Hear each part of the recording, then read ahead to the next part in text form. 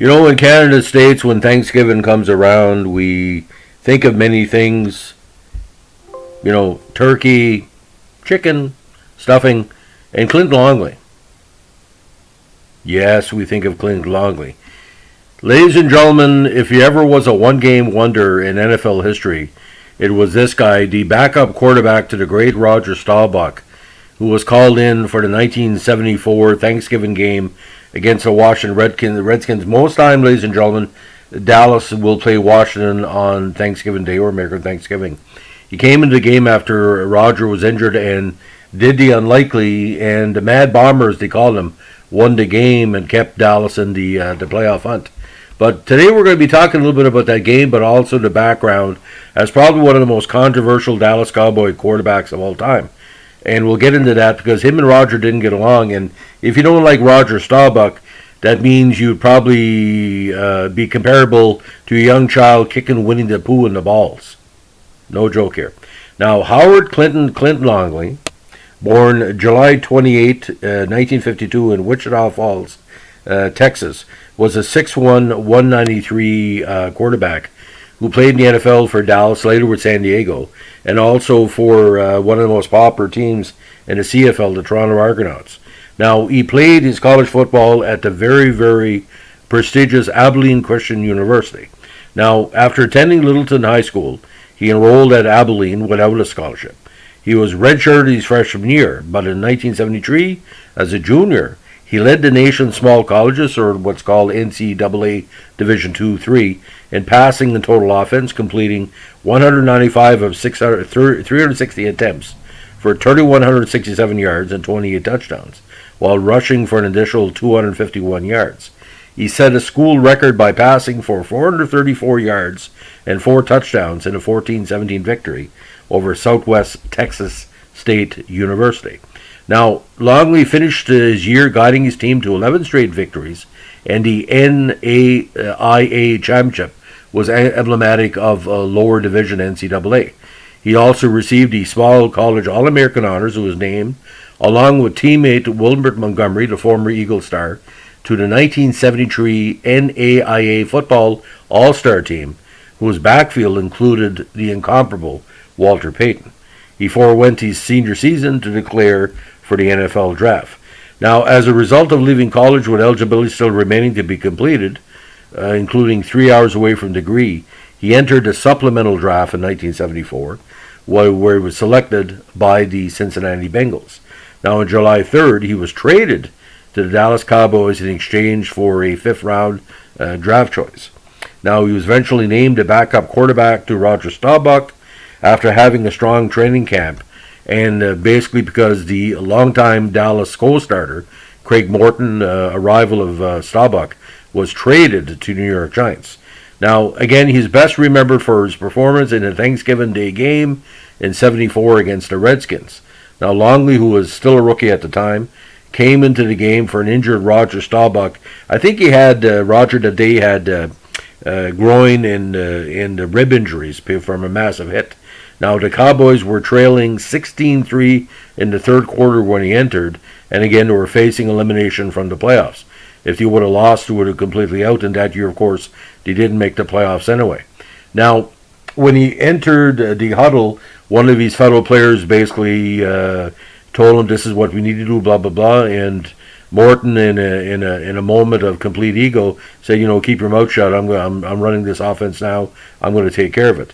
Now, after hitting the great Billy Joe Dupree for the 35-yard touchdown pass, he eventually led the Cowboys on a 70-yard drive, capped by a 1-yard run by Walt Garrison. Now, finally, with the Cowboys behind 23-17 and with only 8 seconds left with no timeouts, Longley hit Drew Pearson down the middle for a 50-yard Hail Mary pass, and which gave the Cowboys a dramatic 24-23 come-from-behind victory. Now, it wasn't called a Hail Mary pass at the time. Pearson from Staubach against the Giants in '75 was the originator of the name of the Hail Mary. But when you go back in tapes, they call this Hail Mary. Now, he was called the Mad Bomber, ladies and gentlemen, because allegedly he once threw a pass in practice and hit the rising tower at the Dallas training facility. Now, Because Longley had no expectation of playing that game, was completely unprepared. Cowboys lineman Blaine Nye, in one of the most important one-liners in football history, sarcastically called his winning effort the triumph of the uncluttered mind, which we found out later on was not. Maybe the triumph of the egotistical mind.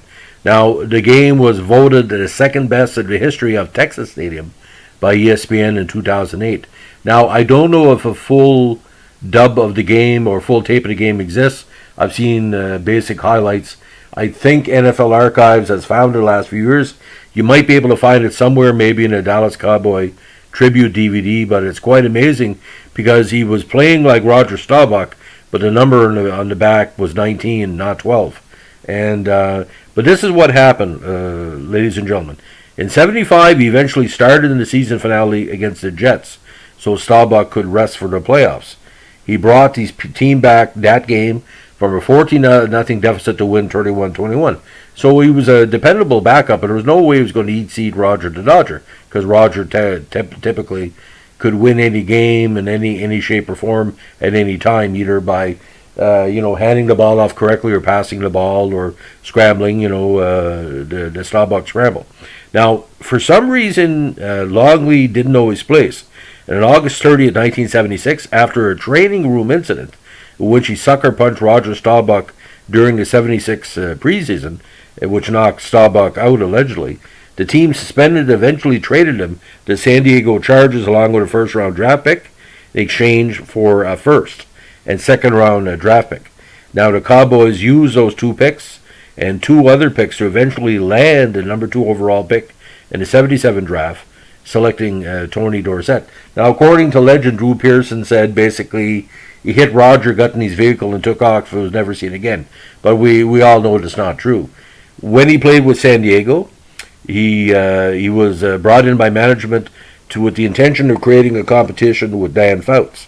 Now, he appeared in 3 games, including one start with the Chargers, going 12 for 14 for 130 yards with 2 touchdowns and 3 interceptions, but was sacked 7 times.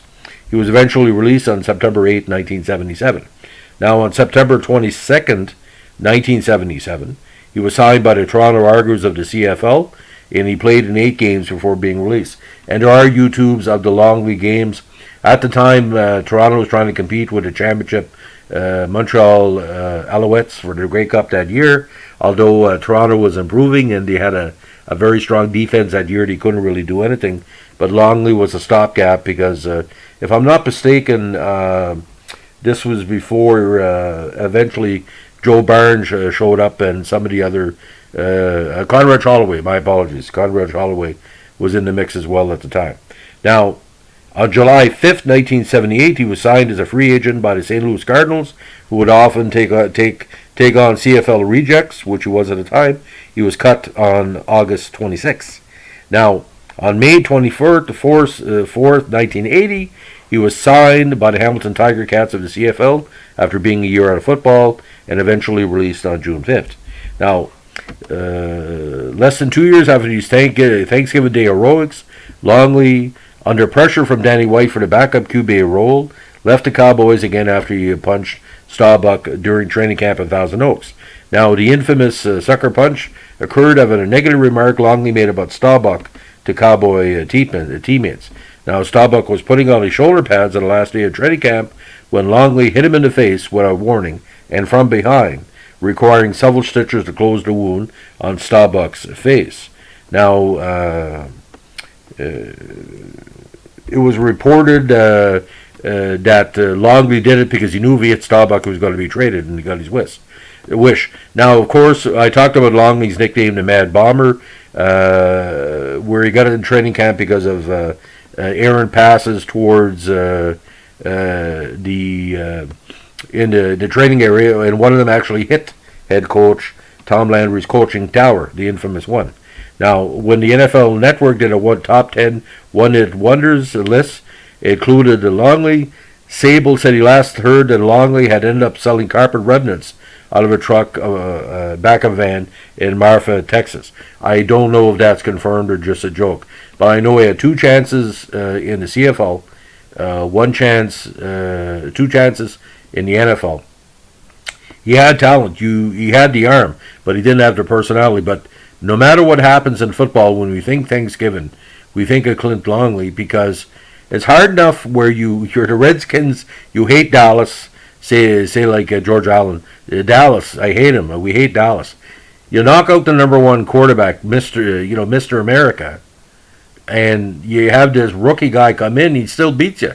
Like it would probably, if I was a Redskin fan back in 1974, I'd be trying to get the Thanksgiving, meat cutter, and try to take myself out. Like how was it take to beat? And look at today. Today, the Dallas is playing the Washington Football Club, no longer known as the Redskins. If they win, they're in first place. So Washington is in the playoff hunt. If you lose today, they could be out of the playoff hunt. So for Washington fans, ladies and gentlemen, there's no end to the amount of Longley-itis. Anyway, so ladies and gentlemen, thanks for listening. Happy Thanksgiving to our American counterparts.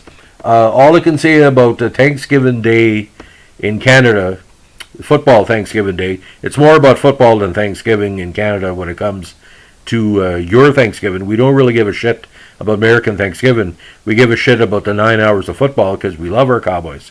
We always will. We're the highest rated country in the world per capita for Cowboys. And whatever Thanksgiving traditions you're into in the States, we don't give a good fuck. We only care about football because Dallas and everybody else is an opponent.